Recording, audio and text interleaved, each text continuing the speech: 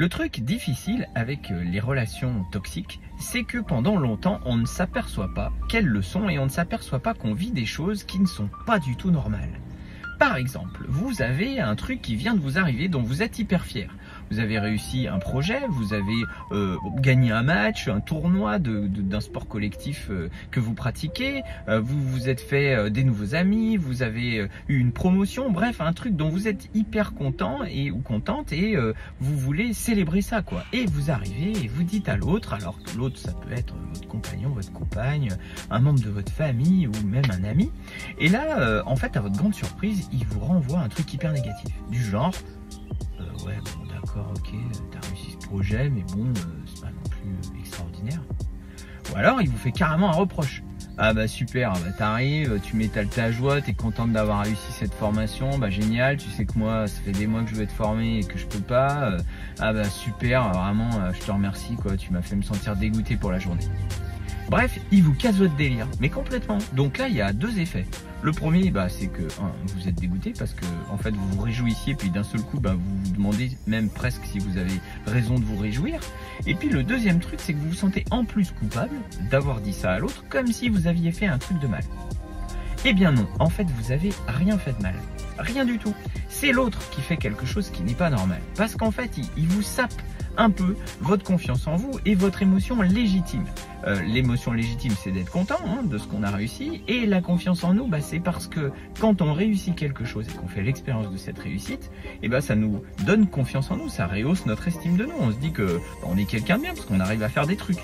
Et bah là, il vous prive de ça tout en vous faisant culpabiliser, en gros d'être une mauvaise personne, de l'avoir rendu triste ou de lui avoir fait passer un mauvais moment à cause du fait qu'il est jaloux.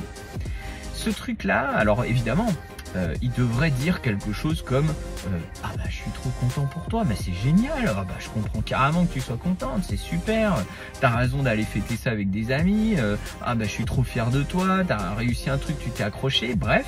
La réaction normale à la joie de quelqu'un, bah, c'est de lui renvoyer cette joie en lui disant bah, qu'on est carrément content pour lui en fait, et pas en lui faisant le reproche d'être content.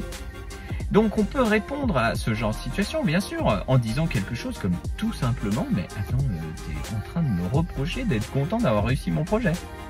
Ou si je comprends bien, ce que tu veux me dire, c'est que c'est ce que j'ai fait, c'est rien du tout en fait, j'ai juste gagné un match et que ça sert à rien d'être joyeux. Et en fait, quand vous renvoyez ça à l'autre, vous lui montrez ce qu'il est en train de faire déjà, et vous pouvez vous inscrire en faux. C'est-à-dire que si vous êtes hyper content d'avoir gagné un match de basket, et bien en fait, vous avez raison d'être hyper content d'avoir gagné un match de basket. Et on s'en fout de ce que les autres en pensent, que si c'est rien ou si c'est extraordinaire. En fait, ce qui compte, c'est ce que vous en pensez. Donc je vous conseille de ne pas vous laisser influencer par ça. Votre regard sur ce que vous vivez, il vous appartient et c'est vous qui êtes le seul juge de est-ce que c'est génial ou est-ce que ça l'est pas. Donc voilà, je vous invite à ne pas vous laisser priver de vos joies et des fiertés que vous avez.